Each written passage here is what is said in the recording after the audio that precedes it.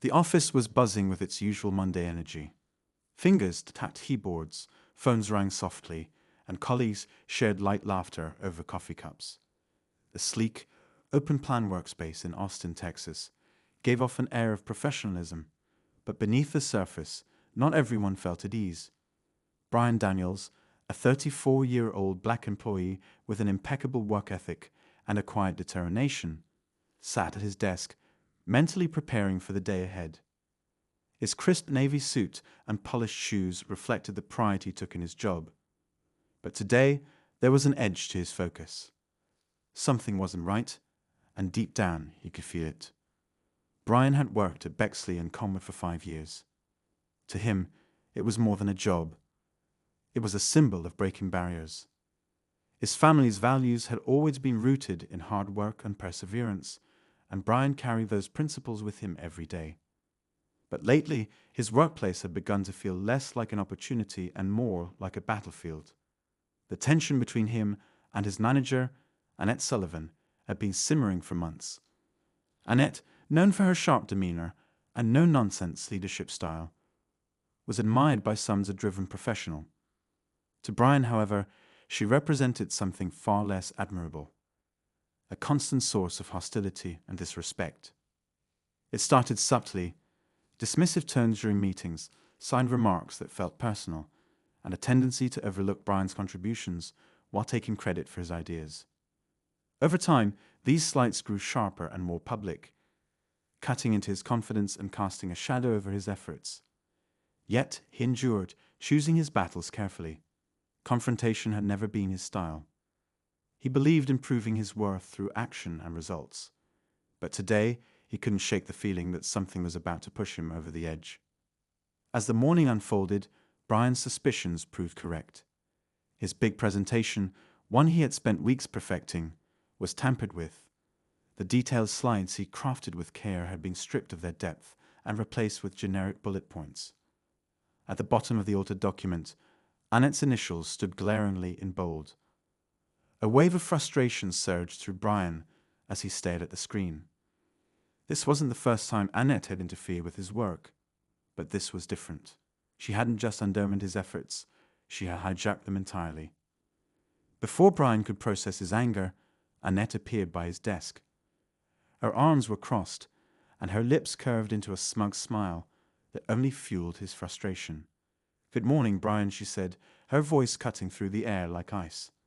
"I made a few changes to your slides. They were a bit too complicated for the client." "You're welcome." Brian looked up, meeting her gaze with a calmness he didn't entirely feel. "I see that," he replied, his tone steady but firm. "It would have been nice to get a heads up before those changes were made." Her smile faltered briefly, then returned sharper than before. "That's why I'm the manager," she quipped. "I know what works. You'll thank me later." Brian clenched his jaw but said nothing. He knew better than to argue with her in the middle of the office. Yet, as he watched her walk away, a spark ignited within him. He couldn't let this go, not this time. The day dragged on, and the tension in the air only grew heavier. By the time the team gathered in the conference room for Brian's presentation, he had managed to refocus. Despite Annette's meddling, he was determined to deliver the best version of his work. As he began to speak, his co-workers listened attentively, nodding in agreement with his insights. Even with the altered slides, Brian's expertise shone through. But Annette, leaning casually against the doorframe with her arms crossed, wasn't pleased. She interrupted him twice, questioning his points in a tone that wasn't meant to clarify, but to undermine. Brian stayed composed, refusing to let her derail him. As he concluded his presentation, the room erupted in applause. A colleague named Vanessa even spoke up, her voice full of praise. "Great job, Brian. That was insightful." Annette's smile was thin and unconvincing. "Yes, well," she said, her voice dripping with condescension. "It seems Brian had some help with this. The team effort really shines through." The jab was unmistakable, but Brian maintained his composure. He thanked his team and began to gather his things. As the room emptied, Annette stopped him near the door. "A word in my office," she said curtly. Her office, cold and clinical, felt more unwelcoming than ever as Brian stepped inside. She gestured for him to sit, but he chose to remain standing. Her tone was icy as she spoke. Let's cut to the chase, Brian. Your presentation today, borderline insubordination. You need to remember who's in charge here. Brian blinked, stunned. Insubordination, for delivering a presentation effectively. Annette's eyes narrowed. For going beyond what was necessary. You made me look incompetent in front of the team. Her words hung in the air, each one heavier than the last. Brian opened his mouth to respond. But before he could, Annette leaned forward, her voice dropping to a venomous whisper. Don't forget your place here, Brian. You're not the decision maker. You do what you're told, and you leave the thinking to people like me. It was then that she said the words that would change everything, the words that left Brian speechless and the office in shock. Her voice, cold and venomous, delivered the blow. You're nothing more than a glorified slave in this office. Time seemed to freeze. The air felt thick, suffocating, as the weight of her words settled over the room. Brian's chest tightened, his hands balled into fists at his sides. But he didn't speak, not yet. He needed a moment to process the storm of emotions swirling inside him. This wasn't just an insult. It was a deeply personal attack, one that carried the weight of history and the struggle of generations. Silence wasn't an option. Brian knew he had to respond. He took a deep breath, steadying himself. When he spoke, his voice would carry more than just his own pain. It would carry the voices of all who had endured injustice, who had been belittled and dehumanized. And when he did, it would be a moment no one in that office would ever forget. The office seemed unnaturally quiet as Brian stood in Annette's office, his mind reeling from her words. They echoed in his head, each repetition like a hammer pounding against his sense of dignity. For a moment, he questioned if he'd misheard her. But no, her expression, the sharpness in her eyes, left no room for doubt. She had meant what she said, and the venom in her tone made it clear she felt no shame. Brian's heartbeat thundered in his ears. Years of hard work, late nights, and meticulous effort had earned him respect in this office, at least from most of his colleagues. Yet here he was, being reduced to something less than human by the very person meant to lead and support him. It wasn't just the insult. It was the weight behind it, the insinuation that no matter what he achieved, someone like Annette would always see him as lesser. He inhaled deeply, forcing himself to focus. Losing his temper would only hand her more power, and that was the last thing he wanted. Brian had always been calm under pressure, a trait he'd inherited from his mother, who'd used to tell him, "Son, when they try to knock you down, stand taller. Your response is your strength." He clung to that wisdom now, letting it ground him as he locked eyes with Annette. "Is that how you see me?" he asked, his voice steady but carrying an edge that made her falter, if only for a second.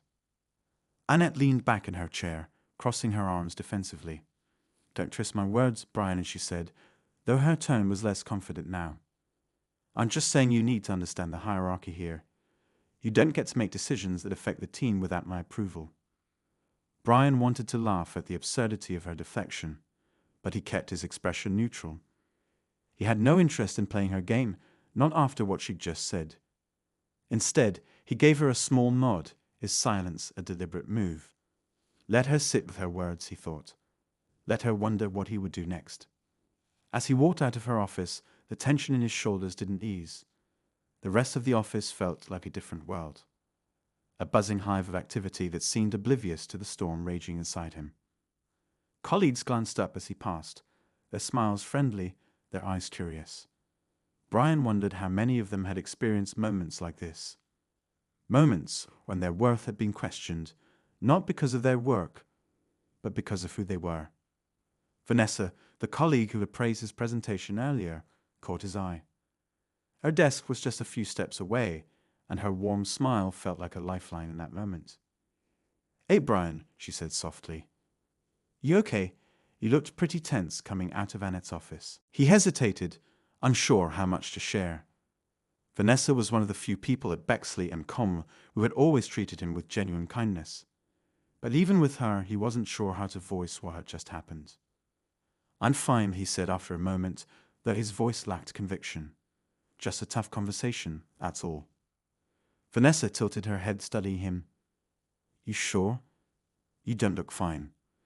Brian forced a small smile. "I'll be okay. Thanks for asking." She nodded, but the concern in her eyes lingered. "Well, if you need to talk, I'm here."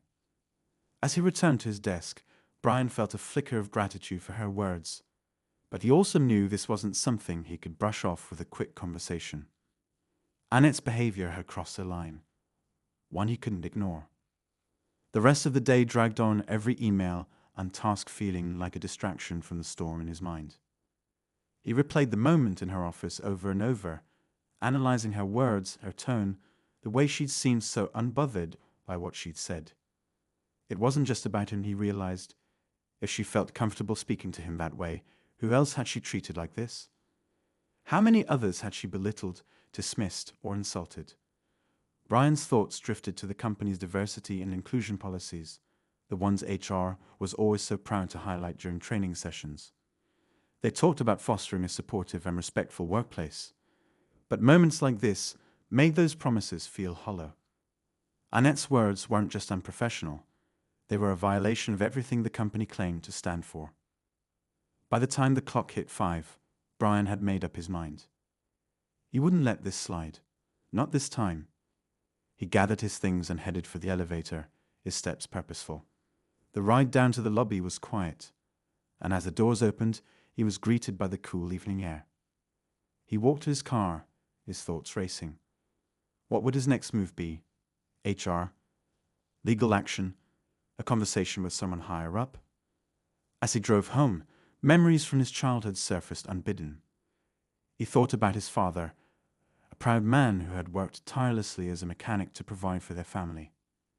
His father had always stressed the importance of standing up for oneself, even when it was hard. "You teach people how to treat you," he'd say, his voice firm but loving.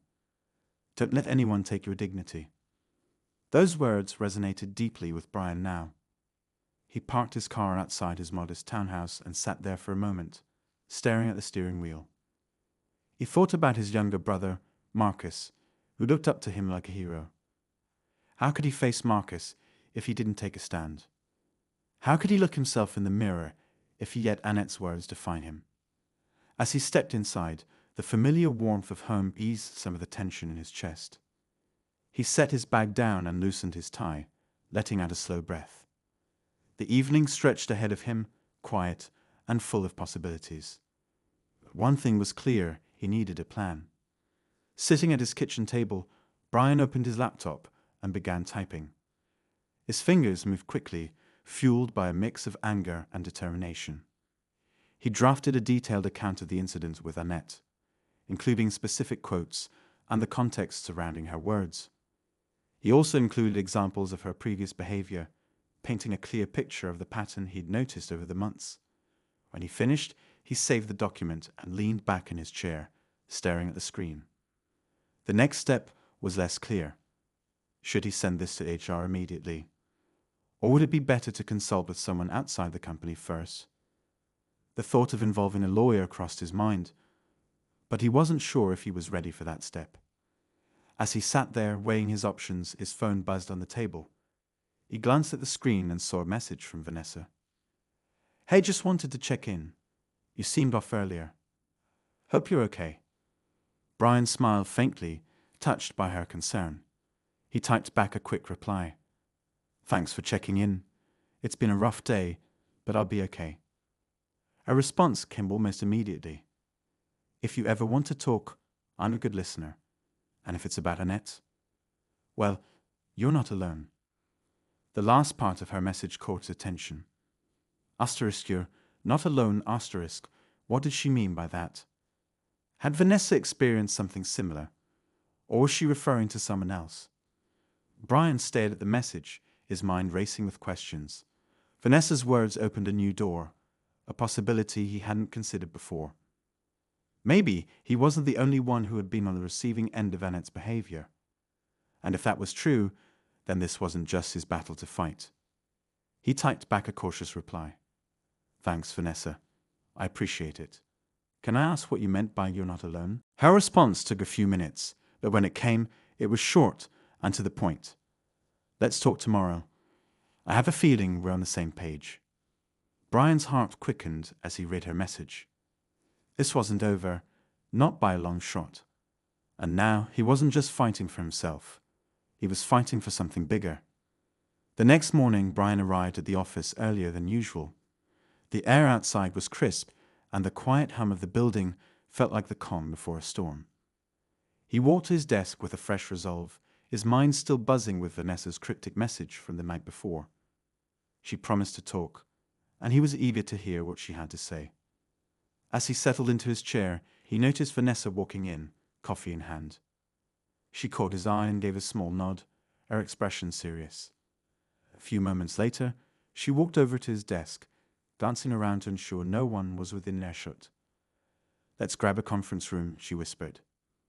Brian followed her down the hall, his heart pounding in anticipation. Once inside, Vanessa shut the door behind them and turned to face him. Brian, she began, her voice low but steady, what happened yesterday in Annette's office. You don't have to tell me everything, but was it something she said? Brian hesitated. He didn't want to overshare, but he also sensed that Vanessa already knew more than she was letting on. It was something she said, he admitted. Something out of line. Why do you ask? Vanessa nodded, a flicker of understanding crossing her face. You're not the first, she said quietly. And I doubt you'll be the last. Annette has a history of saying things she shouldn't, things that go beyond just being unprofessional. Brian leaned forward, his curiosity piqued. What kind of things? Vanessa hesitated, glancing at the door as if she feared someone might overhear. A few months ago, she made a comment to another colleague, Mark. He's from South Asia, and during a meeting, she said something about how people like him should be used to working under pressure because that's how they're raised. Mark didn't say anything at the time, but later he told me it really upset him. He ended up leaving the company a few weeks later. Brian's stomach turned as he listened. It wasn't just him. Annette's behavior wasn't a one-off incident, it was a pattern. Why didn't he report her? He asked. Vanessa sighed. He thought about it, but he didn't want to risk his career. Annette's close with some of the higher-ups, and Mark didn't think HR would take his side. He said it wasn't worth the fight. Brian leaned back in his chair, his mind racing. Mark's story mirrored his own feelings, the fear of speaking out, the worry that it might backfire. But it also solidified something in him. This wasn't just about him. Annette's behavior was affecting others, driving talented people out of the company. Vanessa, he said, his voice firm, I'm not going to let this slide. I don't care if it's risky. Someone has to stand up to her. She smiled faintly. I figured you'd say that. And I want you to know I've got your back. If you need someone to corroborate your story or provide support, I'm here. Brian felt a surge of gratitude. Having an ally, someone who believed him and was willing to stand with him, made the weight on his shoulders feel a little lighter. Thank you, he said sincerely. That means a lot. The rest of the morning passed in a blur. Brian focused on his work, but his mind kept drifting to his next steps. Should he go straight to HR? Or would it be smarter to gather more evidence first? Annette's behavior needed to be documented, not just his experience, but the experiences of others like Mark. At lunch, Brian found himself scrolling through old emails, looking for anything that might support his case. He came across a message chain from a few months ago, where Annette had dismissed one of his ideas in a way that felt unnecessarily harsh. It wasn't as blatant as her comment from yesterday, but it added to the pattern. As he sifted through his inbox, he received a message from Vanessa. Meet me at the cafe downstairs after work. There's someone you need to talk to. Brian's curiosity was piqued. He replied with a quick will do, and trying to focus on the tasks at hand. The hours crawled by, each minute feeling like an eternity. By the time the clock struck 5, he was more than ready to leave. The cafe was a cozy spot with warm lighting and the comforting aroma of freshly brewed coffee. Vanessa was already there, sitting at a corner table with a man Brian didn't recognize. He looked to be in his mid-30s, with a professional demeanor and a serious expression. "Brian, Mrs. David," Vanessa said as Brian approached. "He used to work here." Brian shook David's hand, sensing immediately that this meeting was significant. Once they were all seated, Vanessa turned to David. "Tell him what you told me." David nodded, his gaze steady. "I worked under Annette for about a year. At first, things seemed fine. She's good at putting on a professional front. But over time, I started noticing little things. Comments that seemed harmless at first, but carried an edge. Then there were the meetings where she'd subtly undermine me in front of the team." He paused, his expression darkening. The breaking point came when she made a comment about how I must be grateful for the opportunities I'd been given, considering my background. She didn't say it outright, but the implication was clear. She saw me as someone who didn't belong. Brian clenched his fists under the table, anger bubbling up. "Did you report her?" David shook his head. "I wanted to, but like Vanessa said, Annette has connections. I didn't think HR would take me seriously. So I left. But hearing what Vanessa told me about you, about what happened yesterday, I couldn't stay silent." Brian took a deep breath, his resolve hardening. "This has to stop. She can't keep getting away with this." David nodded. "If you decide to take action, I'll back you up. It's time someone held her accountable." As Brian walked back to his car that evening, the weight of what he'd learned settled over him. Annette's behavior wasn't just an isolated incident. It was a pattern that had driven talented people away and left a trail of damage in its wake. He knew the road ahead wouldn't be easy. Standing up to someone like Annette, someone with power and influence, was a risk. But with allies like Vanessa and David, he felt a renewed sense of purpose. This wasn't just about him.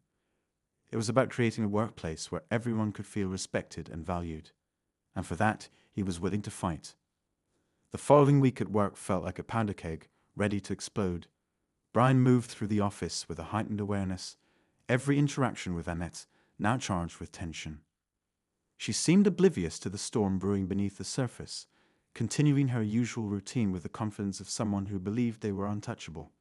But Brian knew better now. The stories from Vanessa and David weren't just pieces of a puzzle, they were evidence of a deeper, more insidious problem. Brian spent his evenings compiling everything he could. He drafted a detailed account of his own experience, including Annette's comment in the meeting. He added the emails he'd found where her dismissive tone was apparent. He wrote down what Vanessa had shared about Mark and included David's testimony, which he had recorded with his permission. It wasn't just a personal grievance anymore. It was a case. Meanwhile, Vanessa proved to be an invaluable ally. She quietly approached other employees, carefully selecting those she thought might have their own experiences to share. Her efforts bore fruit.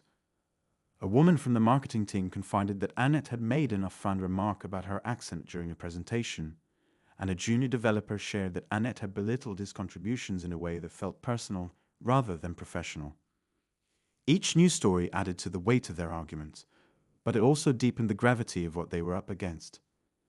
Annette's behavior wasn't just a string of unfortunate incidents. It was a pattern of conduct that undermined the very values the company claimed to uphold. Brian felt a mix of anger and determination. This wasn't just about holding Annette accountable. It was about making sure no one else had to endure what they had. As the pieces came together, Brian knew the time to act was near. He scheduled a meeting with HR, ensuring he had all his evidence organized and ready to present. Vanessa volunteered to join him as a witness, and David agreed to attend via video call. The night before the meeting, Brian barely slept, his mind racing with possibilities. Would HR take them seriously? Would Annette retaliate if she found out? The stakes felt enormous, but he reminded himself of why he was doing this. This wasn't just for him. It was for everyone who had been silenced or driven away. The morning of the meeting, the atmosphere in the office felt charged. Brian couldn't shake the feeling that Annette knew something was up. She glanced at him during their team meeting, her eyes narrowing slightly as if she sensed a shift in the air. Brian held her gaze, refusing to look away. For the first time, he felt like he had the upper hand. When the clock struck 10, Brian and Vanessa made their way to the HR office. The room was small and comfortable, with neutral tones and a large glass table in the center. The HR manager, a woman named Karen, greeted them warmly, though there was a slight edge to her demeanor as she gestured for them to sit. Moments later, David's face appeared on the screen, his expression serious but resolute. "Thank you all for coming," Karen began, her tone professional but curious. "Brian, I understand you wanted to discuss a matter of concern. Please, go ahead." Brian took a deep breath and began to speak, recounting the events of the past week in meticulous detail. He described the meeting where Annette's comment had left him stunned and humiliated, then outlined the patterns of behavior he had discovered. Vanessa chimed in to corroborate his account, and David shared his story with a calm yet firm resolve. Karen listened intently, her expression unreadable as she jotted down notes. As the meeting progressed, Brian felt a mix of relief and apprehension. On one hand, he was finally being heard. On the other, the outcome was still uncertain. Karen asked a few probing questions, her tone measured but inquisitive. "Have any of these incidents been documented prior to this meeting?" she asked. Brian explained the lack of formal complaints, citing the fear of retaliation and Annette's connections within the company. Karen nodded, her expression thoughtful. "This is a serious matter," she said. "We will need to conduct a thorough investigation. Thank you for bringing this to our attention." As they left the meeting room, Brian felt a strange mix of emotions. Relief at having taken a stand, but also a lingering sense of unease. The ball was in HR's court now, but the fight wasn't over. Annette would find out soon enough, and her reaction was anyone's guess. Over the next few days, the tension in the office reached a boiling point. Rumors began to circulate, whispers of an HR investigation spreading like wildfire. Annette seemed unusually on edge, her typically confident demeanor slipping as she snapped at colleagues and retreated into her office more often than usual. Brian kept his head down, focusing on his work and trying to ignore the growing unease. Then one afternoon, everything came to a head. Brian was at his desk when he heard raised voices coming from the direction of Annette's office. He glanced up to see her storming out, her face flushed with anger. She shot him a look that sent a chill down his spine before disappearing down the hall. Moments later, Karen appeared, her expression calm but firm as she approached Brian. "Brian," she said, her voice steady, "can I speak with you for a moment?" Brian felt his heart rate spike as he stood up and followed her to a nearby meeting room. The air inside felt heavy as Karen closed the door behind them. "We've made some progress in our investigation," she began, her tone carefully neutral. "But there are some things we need to discuss further." Brian swallowed hard, the weight of the moment pressing down on him. Whatever came next, he knew, would change everything. Brian sat across from Karen, his hands clasped tightly together as he tried to steady his breathing. The room felt colder than usual, the air thick with tension. Karen's expression remained unreadable, but her tone carried an unmistakable weight. "We've uncovered additional information," she said, her voice carefully measured. "It appears this issue might be more extensive than initially reported." Brian blinked, unsure of how to interpret her words. "What kind of information?" he asked, his voice quieter than he intended. Karen glanced down at her folder, flipping through a few pages before looking back at him. "During the course of our investigation, other employees came forward with their experiences. Some of these accounts are consistent with what you and your colleagues described. However," she hesitated, her eyes narrowing slightly as she studied him. "There's also been an anonymous tip suggesting that you may have played a role in escalating tensions within the team." Brian's heart dropped. "What?" he said, his voice breaking slightly. "That's not true. I've done everything by the book. I only came forward because—" Karen raised her hand, signaling for him to pause. "I'm not accusing you of anything, Brian, but I need you to understand the complexities of this situation. It's not uncommon for tensions to rise when a formal complaint is filed, and we're trying to determine the full scope of what's been happening here." Brian felt a surge of frustration and disbelief. He had worked so hard to build his case, to gather evidence and speak out, only to find himself under scrutiny. "With all due respect," he said, his voice firm, "this isn't about team tensions. This is about Annette's behavior, her pattern of belittling and targeting employees. Whatever anonymous tip you received, it's just a distraction from the real issue." Karen nodded, her expression softening slightly. "I understand your concerns, and I assure you we're taking all of this very seriously. But I need you to trust the process. We're looking at everything, including any potential motivations behind the complaints." Brian leaned back in his chair, his mind racing. Who could have sent the anonymous tip? Was it someone trying to undermine him? Or was this Annette's way of retaliating? The thought sent a chill down his spine. He had underestimated just how far she might go to protect herself. Over the next few days, Brian noticed a shift in the office dynamic. Some colleagues seemed supportive, offering him small nods of encouragement or quiet words of solidarity. Others, however, avoided him entirely, their eyes darting away when he walked past. It was clear that the rumors were spreading, and he was at the center of them. Vanessa was one of the few people who remained steadfast.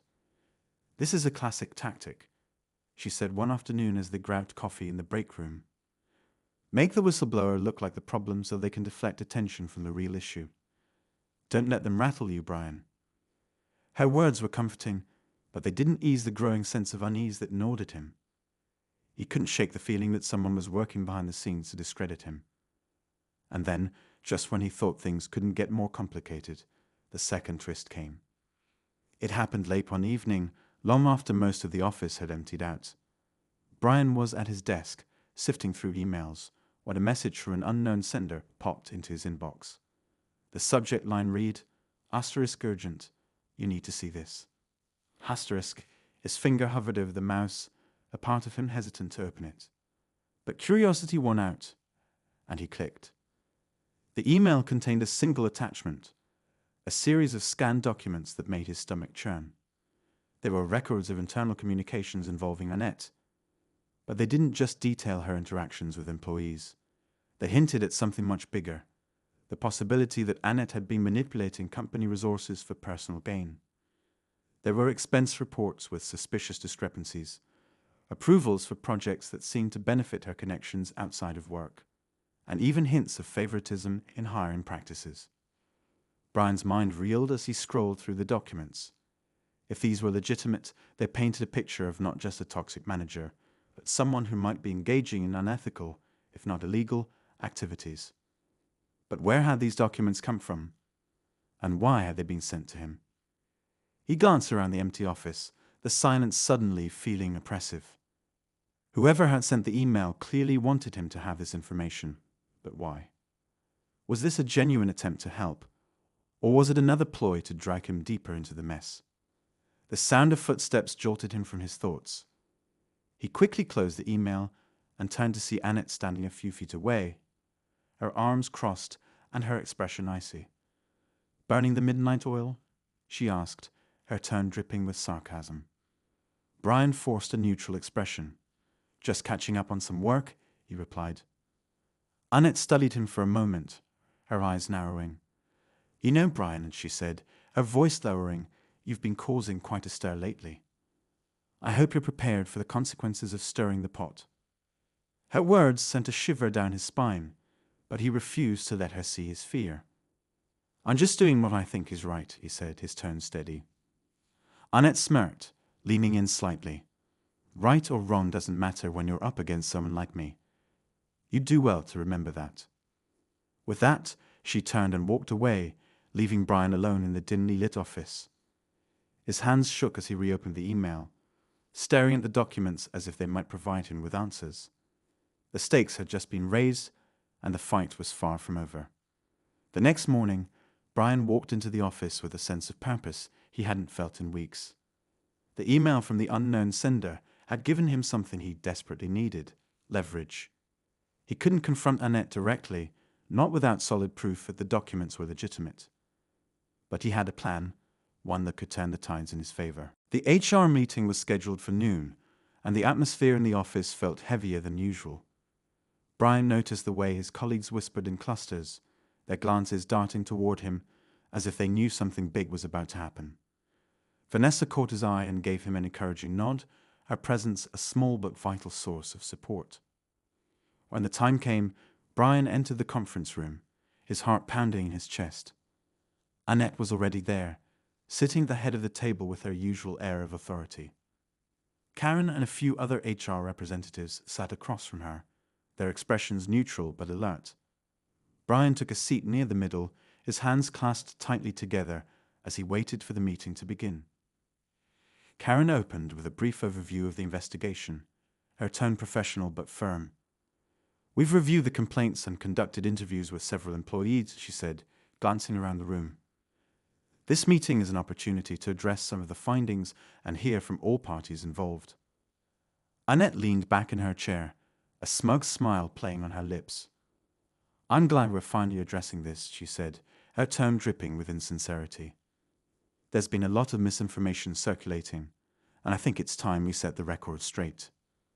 Brian felt his anger simmering just below the surface, but he forced himself to stay calm. When Karen turned to him, inviting him to speak, he took a deep breath and began. "I came forward because I believe in creating a workplace where everyone is treated with respect and dignity," he said, his voice steady. "What I've experienced and witnessed under Annette's management has been the opposite of that." He detailed specific incidents, recounting them with precision and clarity. He spoke about the derogatory comments, the unfair treatment, and the culture of fear that had taken root under Annette's leadership. As he spoke, he noticed a shift in the room. Some of his colleagues nodded in agreement, their silent support giving him strength. Annette, however, remained unfazed. When it was her turn to respond, she launched into a rehearsed defense, dismissing Brian's claims as exaggerated and unsubstantiated. "I've always been a firm but fair manager," she said, her tone sharp. "If some people have taken issue with my approach, that's unfortunate, but it doesn't mean I've done anything wrong." Just as the conversation seemed to be reaching a stalemate, Brian decided it was time to reveal his trump card. "I received some documents recently," he said, his voice cutting through the tension. "They suggest that this issue goes beyond personal conflicts.